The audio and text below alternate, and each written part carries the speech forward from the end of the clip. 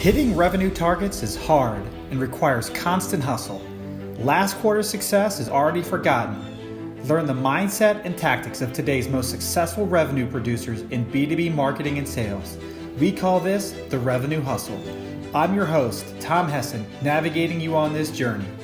Today's show is sponsored by 9 Lenses, an interactive assessment platform that enables you to add instant value to your buyers and allows your sales team to tailor business conversations focused on the pain points each and every time. Check them out at 9lenses.com. All right, this is your host, Tom Hessen, host of the Revenue Hustle, and it is my distinct pleasure to welcome Angela Hooper to the podcast. Angela, welcome to the Revenue Hustle.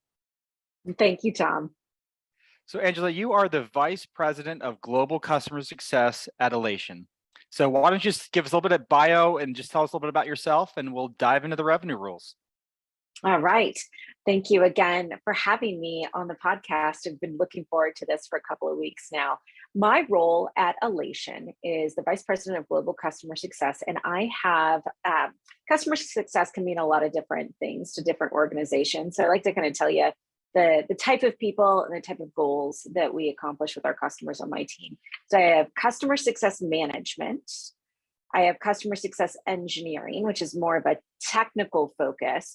And then I have account and revenue renewal management, hence the revenue podcast here.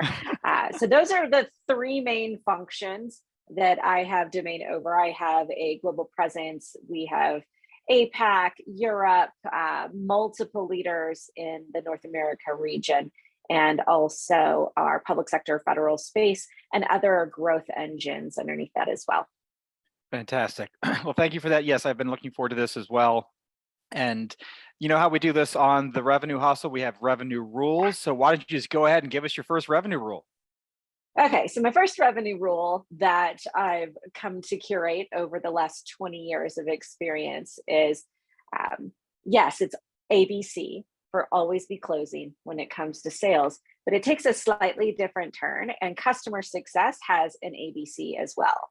So the customer success rule for ABCs is always to promote adoption, focusing on business benefits, and building competencies and champions within your customer. Awesome. So a little fun spin on the ABCs for sales that we always see the memes on.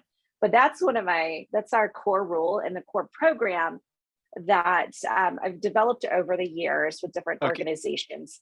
And so that's A is for adoption. So adoption, say those again, I'm gonna write those down.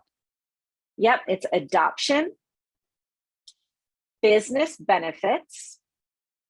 That's a fancy way for saying value. Right. For you value sellers out there. And then the C's are competencies and champions. You got to have champions in revenue. But the biggest thing for customer success is that you're developing competencies within your customer. That's training, that's understanding the program, that's getting them to follow a success plan, so that they are a competent user and consumer of the software that you're having them buy, every year on your subscription revenue. Because if they can't do it themselves and become competent, my job as a customer success leader is not staff aug. I don't want CSMs hanging out and having to hold hands forever. We have to build competencies within our customers where they can't survive and do this on their own. I love that. You don't really think about, it's easy. And I'm probably guilty of this in my own world here at 9 Lenses is, customer success can be that white glove experience. Like we want to give that oftentimes to clients, and that sometimes maybe, well, I'll do that for you, right? I'll take that off your plate. And there probably are times for that, but it's easy to fall into that trap where they just, hey, Tom, I need you to do this, or Angela, I need you to do this. And you're like, okay. And all of a sudden you become staff aug. That's an interesting point about developing the competency for them to do it themselves, right? Or it's also kind of a strategic piece too. As a global VP, I am responsible for P&Ls. I have budgets. I have an 18-month and 24-month strategies that I have to adhere to and align to our corporate strategies. One of those is to control costs, right? And if you're not developing competencies and growing inorganically that customer success ABCs with your customer, you're going to take on a lot of costs as a leader. So having that as part of the mission to build more self-sustaining customers is also self-serving to my budget. I'm not going to present a model that shows 3 to 5x growth of my team because I want to do things better, more efficiently with fewer people. Oh, no, that's great.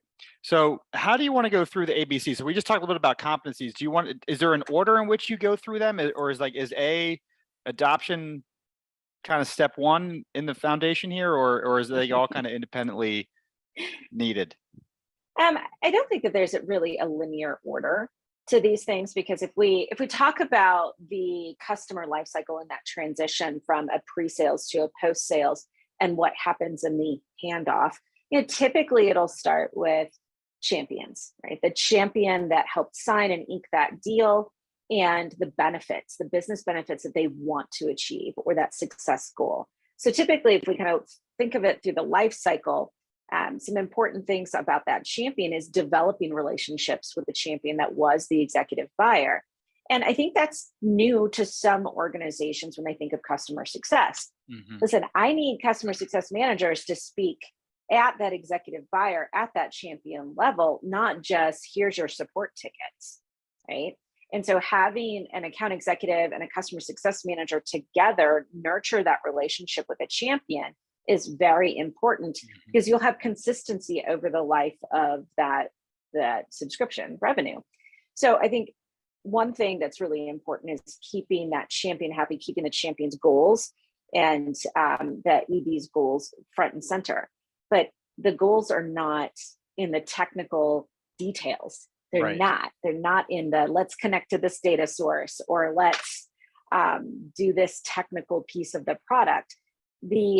That kind of gets you to the business benefits or the value. Value sellers are going to really attach to a high level pain within an organization and say, we can create better business objectives, better business outcomes, better business value and benefits by doing this with the software solution. So understanding what was that business benefit they're trying to achieve, and keeping that as the thread throughout the customer success engagement. If we land a customer and I don't have a business benefit, it's going to be hard. It's going to be really hard to get out of the technical weeds and up into what matters to move things forward. So we're constantly aligning to that business benefit, and not only aligning to it, but proving it. So one of the things that I have customer success managers think about is, hey, listen, when you're talking to your customers, you're talking to all kinds of different people within the organization. And they might say, I love Alation. I love that we have this, and I can't live without it. Now, some people are just going to be like, that's great. Yay, we're doing our job. Right. And I'm like, I really challenge people to say, why? Why do you love it? What's the benefit that you're getting out of it? Right. Is it a personal benefit? Is it a benefit for your business? Is that business benefit helping to drive revenue, top line, red numbers or black numbers? And ask those second level, third level qualifying questions when you hear those great things like, I love your product. And then write it down. Write it down so that it's easily consumable. You can give like one slide, one sheet of paper, one little customer testimonial that says what that business benefit is. And guess what? Go hand that to your champion. And your champion can read it and be like, great, here's some tangible proof that we're aligning and keeping with what I wanted to do here with this monetary investment. So once you start building this business benefit kind of slide deck of here's what we're doing well, you're arming a champion. So see how these things kind of go together with the B's and the C's. Well, I love the business benefit and the champion, because those two are interlocked. Because oftentimes I was just talking to one of our customers in customer success yesterday, and we were talking about her software and their onboarding process, and this idea that their champion oftentimes never actually is a user of the software, right? And it's probably not uncommon in technical solutions, right? And so it's this idea of how do you keep the business, or in your case, the champion, engaged when they're not that close to the, the training and all the interactions within the software, and they don't speak the tech, right? And so, and they come in and out of the relationship. And so this idea of keeping them connected, right? Sharing the nuggets you were just describing back to the champion, around the business benefit. But then also, I think what's really hard, one thing that you talked about, I want to dig into a little bit, is how do you get your CSMs comfortable talking to that champion? Because that's a $1 million question right there, Angela, because this is something we talk about all the time, because it's hard to be able to scale your expertise from the technical, the product, all the way up to speaking as a peer to a business, to your champion. Yeah, so I think two things are really important. I walked through what I have under my department in global customer success here at Alation, and I have customer success managers and I have customer success engineers, and then I also have renewal or account managers. And I say that there's 3 different conversations in an account. There's a technical conversation, there's a value conversation, and there's a commercial conversation. I have 3 roles for a very specific reason. If there's technical blockers, you're going to have to get through those. You're going to have to get through those technical weeds and get things going in the product. This is like, we sell software. This happens everywhere. It's always going to be there. But sometimes those problems or those technical blockers are really deep, and you need an engineering, but yet customer facing person to help get in, break it apart, and get out. So you can have a technical conversation. You can have a value conversation. That's a customer success manager. What are the successes? What are the goals? What's the business benefits? How are we driving adoption? But no customer wants to have a value conversation with your CSM at an EB level if there's blockers and technical problems. Right. And then to take that to another level, if you don't have a value anchored in value, you have not earned your right to have a commercial conversation. So all 3 of those people in an account, and all 3 of those roles work together to not only help the customer reach their success plan and success goals, but to help your company, the company you work for, reach theirs, which is to expand and grow the footprint of their software solution. So how do I get the executive buyer and the champion to talk to a customer success manager? I try to keep those customer success managers' conversations really in the value lane. When they get into support tickets or technical blockers, or then they even muddy the water with, well, your renewal's coming up and we got to get blah, blah, blah, as far as commercial concessions. No, now the EV's like, no, you're here to sell me something, or you're here to go fix my problems. You have to anchor and set the conversation basis for that customer success manager on, no, we're here to build value in your organization, and we're here to help drive your success plan. If you can minimize the low impact conversations that a CSM is having, that's when they will become more valuable to your champion and to your executive buyer. And how have you trained or got that across in the team? Because again, usually the CSM is earlier on their career, right? They're not someone that's got VP level experience, right? And you may be dealing with someone like at the VP level. So how do you get them to feel comfortable or confident in that discussion? We do some role plays. I do training. So I'm a big proponent of, we use success coaching. I don't know if you've been on that website.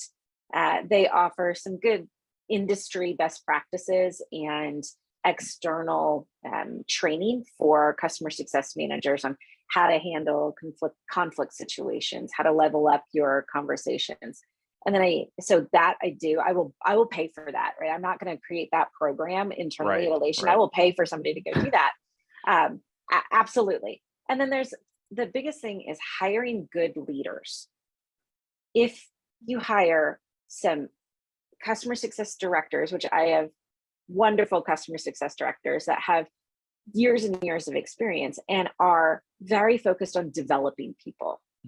You cannot skimp on the leadership layer. A lot of companies, especially right now in uncertain financial climates, are going to say, oh, we'll cut this, or we'll load up that leader with 15 people underneath them. No, that's not development. That's not leveraging your leader for what they're there for, which is ride-alongs with your CSMs, pre-runs on the conversation. Okay, what are you going to present? How are you going to present this to the champion and the EB? What are you going to say? How can I help? Let's coach you through this. Have that meeting and then have a follow-up. So don't skimp on leadership, because our job here is to develop those people that are earlier in their careers to have those conversations. Right. And the best thing to do is to hire some fewer people at a leadership level that know how to handle those conversations and can pass that on and develop the next line of leadership. No, that's great. Yeah, because I think that's, it's hard to gain experience without gaining the experience, right? So you've got to navigate these CSMs through this journey and lift them up and support them. I think the directors too probably provide a safety net too, right? Just in case that they get into trouble or new situations, they need that. So no, that's great, because I do think that's a common challenge within the customer success world, is how do you present a CSM in a way that they're comfortable and confident to an executive.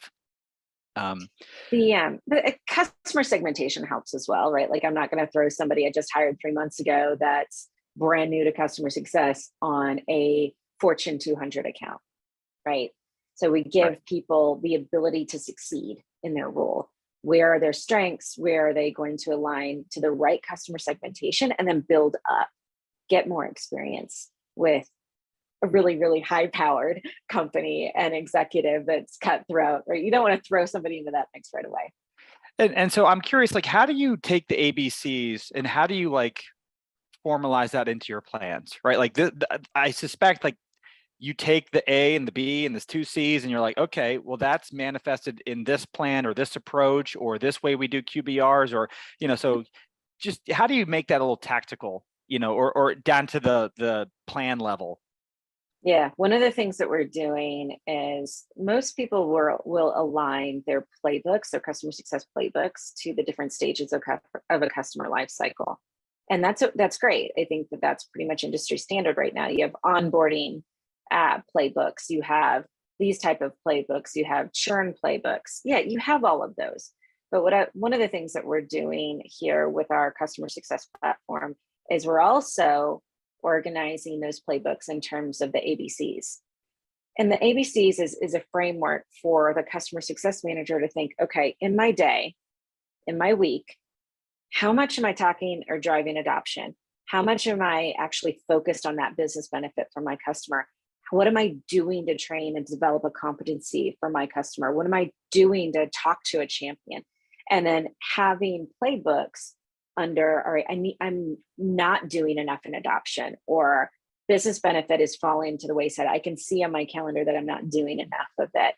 Then you can go to that portion of the playbooks and say, all right, business benefit, here's an example. Here's a couple of things that we can do in order to spur that on and to create business benefit and value statements within your customer. So the organization of time management and playbook management, and then also the just beating it into the entire company culture of, notice I said customer success isn't here to drive net retention, because if you say that to a customer, they're gonna be like, oh great, you're just here to pump us for more money. Right. And so that I'm saying our key focus, dear customer, is to do these things for you, and then align the entire day and methodology around the customer success manager to do these things. Sales is behind us. When they talk about what customer success does, they know it's ABCs, because it's not always be closing. It's these 3 things, right? So it's just like trying to get the message out, and then trying to plan your day and think about, in your one-on-ones with your leaders, how am I doing to drive these things? We also run something akin, I don't know if you have ever heard or read about the 4DX program from Franklin Covey. So it's a way of essentially taking one great big goal and breaking it into smaller sections and giving focus to, I'm going to do these 2 things this week in order to move forward towards my big goal. And so what we're starting to roll out, we've done it in a pilot portion in the West for customer success management here, is focused on what our weekly commits are. And our weekly commits are 2 to 3 things that we commit to our teammates and say, I'm going to do a use case session with my customer to try to identify more business benefits or beneficial use cases. And I'm going to work towards getting that scheduled, or I'm going to work towards the agenda for that. And so really committing that you're going to do something to drive forward one of those ABCs. And we do it on a weekly basis. And it's kind of like a huddle or a stand up in Scrum, if you will. Yep. And I like to say it's calling your shot, like in the Sandlot or Babe Ruth. He's going to call his shot. I'm going there, and holding people to what they say they're going to do. Notice I didn't say holding people accountable and shaking your fingers at what the problem is on accountability, but it's like, hey, if you say you're going to do it and this is your goal, let's break it into accomplishable pieces and go for it. So I'm just giving the framework of the ABCs as far as the goals and the time management for customer success to help get us to our big goal, which is net retention. Yeah, no, I love that. No, that's really good. And I think too, it's like you're letting them say what their goals are, right? I mean, it's so the more that they say it, they picked it, they have control over that. It's not like you're giving them the goals and telling them to hit it. I'm sure there's obviously influence with management and whatnot, but no, I think that's really good on how you do the stand up, get them to commit, and then let them execute on that.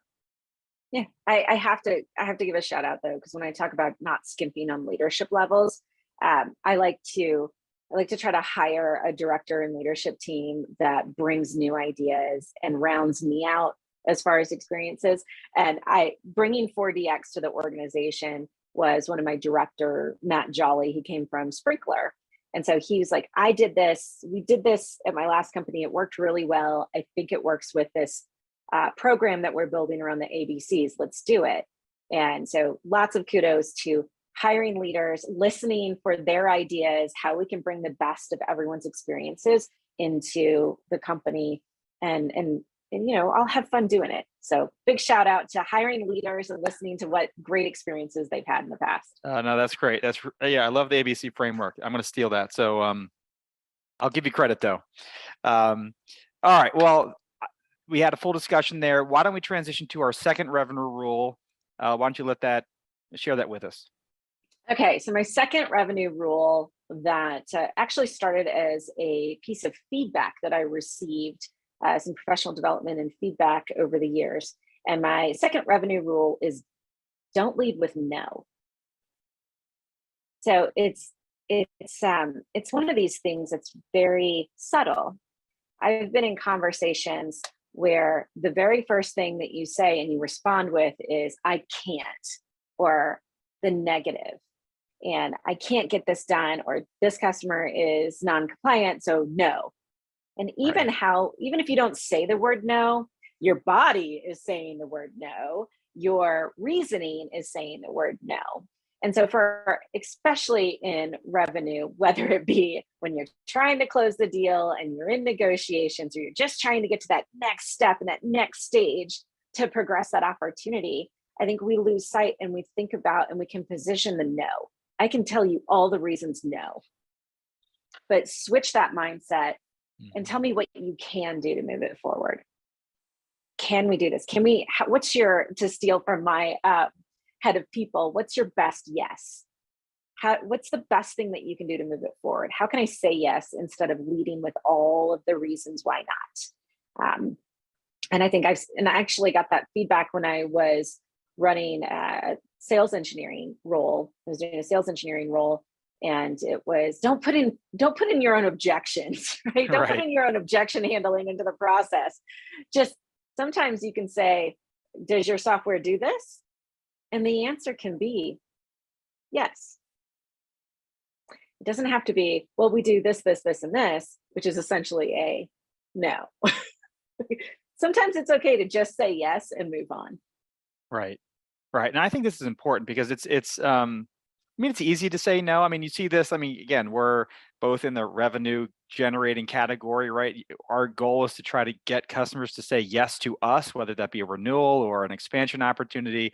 And you just laid out the ABCs, and it's so much easier to say no, right? Because I don't have to think about it. I don't have to worry about something. It's just one, I'm taking it off my plate for a lot of times, or it's a defensive mechanism, right? And so when I say no to a customer or to whatever it may be, it just puts the other person, like there's an emotional response to the no. Like, what was it about the feedback that you got, and what was the context around that? So was it like, like you said, your body language is saying no. So you're communicating all sorts of stuff, and and how that's being received, I suspect, is part of the, the feedback that you got.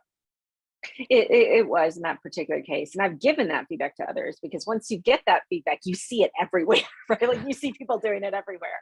But one of the things I think on the leading with no, or, lead with yes, or don't lead with no, is you're taking no in giving this reasoning is a self-preservation, like you said, defensive. But who are you defending? You're defending your position. You're defending, oh, this will happen to me or to my team, or this is the consequence that I'll have to endure if that happens. Right. You're not thinking in terms of the customer, right? So getting to yes is switching your mindset into how is it good for the customer as well, instead of how is it self-centered on me. Now, there's a level of that where I'm sure people are going to listen to this podcast and be like, yeah, sure, Angela, until you get walked all over by not saying no, then you're selling vaporware and all this negative stuff. Right, no, right. I mean, I'll say no on that one. But when you are collaborative and when you're trying to get to your best yes and trying to work with the customer, it shows and it comes through, and you're building trust. You're building that champion. When you do say no, because you will have to at some point, no, I am not going to give you a 50% reduction in this contract cost. No. And I will come out and say no. Right. However, I can do this and this and this and this to equate 50% of value of services, of free training, but I can't give you the dollars. Right. But you can say no in those particular cases and not get walked over. It's just not always leading with no. Yeah. And I think it's easy. I find myself, you have to say, you're right. You say yes to what you can say. So even if there's 99 things that you have to say no to, lead with the one thing that you can do and say, these are the other things that you can't do. Because oftentimes it's always easy to say, well, we can't do it. Right. And you're like, well, actually we can do a little bit of it. I mean, there's value in just knowing that. And I think like I had a situation just in the last couple of weeks with a big account that we're working. They have some very challenging privacy and security restrictions, just corporately, has nothing to do with our software. And they put us in this, like, can you do all these gymnastics, right? Because this is the only approval process we have if you jump through all these gymnastics. I'm like, oh man, and I went back with my team and I'm like, well, yes, we can do that. We should also seek exceptions to, from privacy and security, because you're going to get more value if you can do, and I didn't even have that in my I'm ashamed to say this, but my first version of the deck, I led with, these are all the wonderful things you could do if you got us these additional exceptions, right? And so then I'm like, you know what? I need to just say, we can do this one thing, and they can all take a breath, be like, okay, check the box. We can do that one thing. And yes, we may want to do those other things, but neither one of us know like what the outcome of, the security people will say. But it's just a perfect example of, I completely had to, and this was like a day before this big presentation, I just put that in there, and it completely changed the dynamic of the conversation when they were like, okay, we know we can do at least one thing. So, I mean, it's to your point. I had a good sales leader at ThoughtSpot that I worked with. And he, even in the negotiations or as we're scoping and proof of concept in a pre-sales cycle, yes, you can do that. Like, how do you get to yes? Can we show this? But just show enough of it to check the box, right? Instead of no, I'm not going to do this. Or even ask more clarifying questions. If you're not leading with no, I mean, lead with a question. Which out of these 57 different compliance issues that we have to meet for the RFP are the most important? like help me funnel it down here to your security questions, which we've all been there on those conversations. Yes, I can hit some of these. If I know which ones are the most important, I can provide backup information as well. It sets the tone so differently in conversations and builds trust. And that's at the heart of what customer success does. Is we're there to build trust, to be advisors, and to move the success plans forward for the customer and for the company that we work for. And how have you given that feedback, or how have the people you've given that feedback to received it, right? Because again, you were in that seat, right? So I'm sure you have some empathy when you give it, but how has that been received? So one specific case, I was working with a professional services director and we were trying to scope out a set of work to move a customer forward. And we were on a call. He had written some emails. We're on a call, and afterwards, I just pinged him on Slack and I said, "Hey man, can you call me?" And he called me, and we were. I want to say I was kind of his VP was my peer. So there was a little bit of like matrix management in that we all have to work together for this account. I said, "Hey, I wanted to give you this feedback. Are you aware that everything you said told the sales team no? We're trying to do the strategy for this customer, and you said no." I was like, "I did? Yeah, that's how it came across, is no." Maybe just a quick little tweak on, yes, we can do this, this, and this, but these are my outstanding concerns. But start with the yes, and you're going to get more buy-in. He was like, "Thank you. I didn't think about it that way." And so he was grateful, and then came back over the top with an email that led with yes. Mm-hmm. And so it's like, you just don't recognize it in yourself until somebody says it. So now I've also given the feedback, and it's been very defensively received. So that's okay.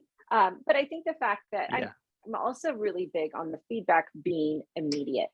And so I was in that call, I observed it, I heard it, I saw the physical reactions, and then the Slacks from all the salespeople of, "Darn it, he just never wants to work with us, and he's so difficult." Like, okay, I know this, but to get to that person 1 minute, 5 minutes after that call and say, "It's fresh in your head. Here's what I observed. Here's some feedback."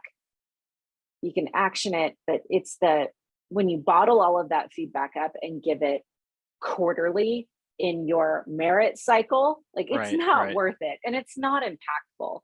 So on the leading with no, if you see it and you come at it empathetically with the person, but make it immediate, because I think that they're not going to see it 2 weeks from now, or building a case of, "Hey, this email said no, and these actions, and this and this and this, and you said no to this guy, and now you have a bad reputation." No, nip it in the bud now. Give that feedback now. And we're all trying to get to the right state with our customers and through the sales process. But it just helps build collaboration. But I think the important piece of that feedback is recognizing it immediately. Mm-hmm.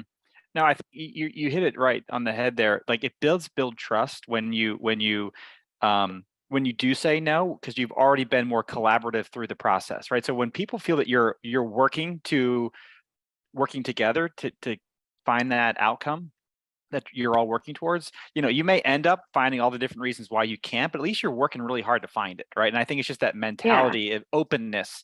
And I love those conversations with clients. It's like, well, thank you for just being open to just trying to work it through with me, right? Or I'm trying to be open to work it through with you, right? We may not get to a yes, but at least we tried everything we could to find a way to make it happen. And I think everyone appreciates, rather than just saying, "Nope, sorry," and everyone's like, "Well, you didn't even try. I mean, we didn't even talk about it," right?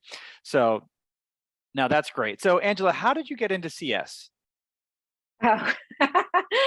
I would say about 8 years ago, it was just starting to become a thing. I was in services. I had a professional services organization, and like a small consultancy. And what you're doing there as you're managing and growing that portfolio of work is kind of customer success. Right. And then I went into software and was classically trained at IBM in sales and selling from a sales engineering perspective. And the piece is that, sorry, there's somebody knocking at my door. It's all right. You want to Give me take it? 2 seconds, Tom. All I'm right, so no sorry. worries. Yeah. That's all right. Sorry, that was bad timing. No worries. But what I was going to say, so I got into it because then I went into sales engineering, but I was sales engineer for large accounts like Verizon's, Nike's, Boeing's, and you're selling to the base. They already have some subscriptions, and you're trying to add on. Like, that's customer success. And then Right. I got tapped on the shoulder. I was a sales engineering leader. I got tapped on the shoulder by my chief revenue officer, and he said, "Hey, what you're doing there, I want you to do it over here with this team and drive expansions." I was like, huh, what? What? Like, I was out of post sales. Like, I had gotten out of that. I don't want to go into that anymore. And then I started thinking about, I was like, okay, obviously when the door opens for a different role and somebody shoves you through it, you try it out. So I tried it out and I liked it. And it's just a really good combination of all the experiences I've had, and seeing it as truly a revenue driver and helping customers adopt and get value out of the software is something that I had been doing for my entire career. So it's just a natural fit. And I think what I'd like to get through to anybody listening is customer success is a lot of skills from other walks of life, right? It's sales skills, it's sales engineering skills, it's professional services skills, it's consulting skills, it's project management skills, it's product marketing skills. Some of my best friends are product marketers, and telling that story and telling it towards value is marketing for your product. So not being closed off to what this role is and how important this role is to driving revenue on the long haul, and the LTV of your customer that your financial folks are so concerned about. That's a strong customer success organization to help drive that revenue forward. That's awesome. No, thank you for sharing that. How can we follow you online? So I usually will post on LinkedIn. So I try to use that as a thought leadership platform. Occasionally I have industry specific blog posts on Alation.com and our blog there. And then always reach out again on LinkedIn. And I was so happy to be a part of this podcast. Yes. Well, thank you so much. It's been a lot of fun. Looking forward to sharing this with the community. And I'm confident we're all going to be talking about the ABCs of customer success shortly. So I think you're onto something there. I love that. So thanks again, Angela. Let's do it again soon. Thanks, Tom. Thank you for tuning in to The Revenue Hustle. This episode has been brought to you by 9 Lenses. Close more deals with interactive assessments. Check them out at 9lenses.com. See you next time.